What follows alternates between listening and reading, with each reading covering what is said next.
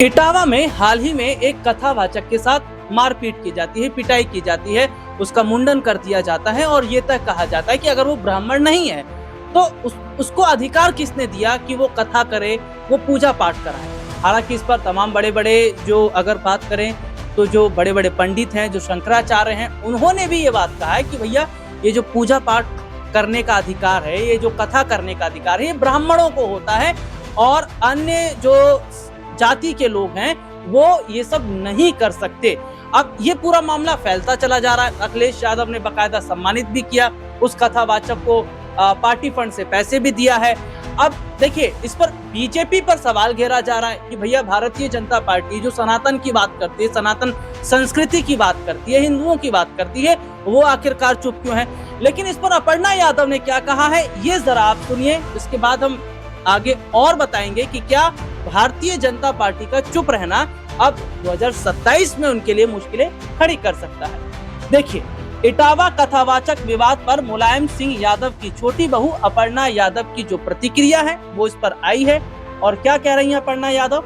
उत्तर प्रदेश के जनपद इटावा में कथावाचक से मारपीट के मामले में इन दिनों सूबे की जो सियासत है वो गरमाई है। हर दिन सियासतदान इस मामले पर बयानबाजी दे रहे हैं क्योंकि उन्हें सियासत करनी है। इसका फर्क चुनाव में होगा, जाहिर सी बात है। सपा अध्यक्ष अखिलेश यादव ने इस मामले को लेकर भारतीय जनता पार्टी पर निशाना साधा है, तो वहीं अब इस मामले में उत्तर प्रदेश महिला आयोग की तरफ से बयान सामने आया है। यूपी महिला आयोग की उपाध्यक्ष अपर्णा यादव ने मीडिया से बातचीत करते हुए इस पूरे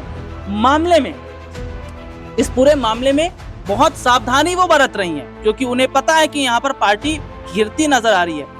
उन्होंने ज्यादा कुछ तो नहीं कहा। हालांकि अपर्णा यादव ने इटावा कथावाचक विवाद पर साफ तौर पर कहा कि पूजा करने का जो अधिकार है वो सभी को, और मैं थोड़ी देर पहले ये बता रहा था कि जो संत समाज के जो लोग हैं, या अभी हाल ही में हम देखते हैं कि स्वामी विमुक्तेश्वरानंद का बयान आता है और इसी तरीके से कई बड़े संत हैं जिनका बयान आया कि भैया पूजा पाठ है या कथा करने का जो अधिकार है वे पंडित ब्राह्मण लोगों को होता है। वहीं इटावा कांड पर उत्तर प्रदेश सरकार में कैबिनेट मंत्री ओम प्रकाश राजभर की प्रतिक्रिया भी इस पर सामने आई। उन्होंने घटना की निंदा करते हुए कहा, देश संविधान से चलता है, अगर किसी को शिकायत है तो पुलिस में रिपोर्ट करनी चाहिए थी, ना कि खुद ही न्याय करने का प्रयास करना चाहिए था। उन्होंने आधार कार्ड से जुड़ी गड़बड़ियों पर बोलते हुए भी कहा कि एक व्यक्ति के पास 2 आधार कार्ड होना फ्रॉड की श्रेणी में आता है। ऐसे मामलों में धोखाधड़ी की जो धारा है 420 के तहत केस दर्ज होना चाहिए। लेकिन बड़ी बात यह है कि जिस तरीके से अपर्णा यादव ने एक बयान दिया, और अपर्णा का यह कहना है कि पूजा पाठ करने का अधिकार सबको है, जबकि जो बीजेपी के जो बड़े लोग हैं या जो बड़े कथावाचक है वो तो साफ कह रहे हैं कि जो पूजा पाठ है या इस तरीके से जो कथा करने का अधिकार है वो ब्राह्मणों का है। तो क्या अपर्णा यादव अब पार्टी के लीक से हटकर काम कर रही हैं?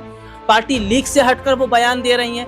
क्योंकि यहाँ पर ये देखा गया कि अपर्णा यादव चुनाव में उतरना भी चाह रही थी, लेकिन उन्हें टिकट तक नहीं दिया गया है और 2027 में उत्तर प्रदेश के अंदर विधानसभा के चुनाव होने भी वाले हैं। और चुनाव से पहले पार्टी के लीक से अलग हटकर जो अपर्णा यादव का बयान सामने आता है, ये बताता है कि क्या अपर्णा अब बीजेपी से अलग होती नजर आ रही है। हालांकि कुछ समय पहले तो चर्चा ये भी चल रही थी कि समाजवादी पार्टी उन्हें ऑफर दे सकती है, सपा के टिकट पर वो चुनाव लड़ सकती है। कयासों का दौर होता है और कयास खूब लगाए जाते हैं राजनीति में, सियासतदान खूब कयास लगाते हैं, लेकिन वही माना जाता है जब या तो उस पार्टी में नेता चला जाता है या उस पार्टी से टिकट दिया जाता है।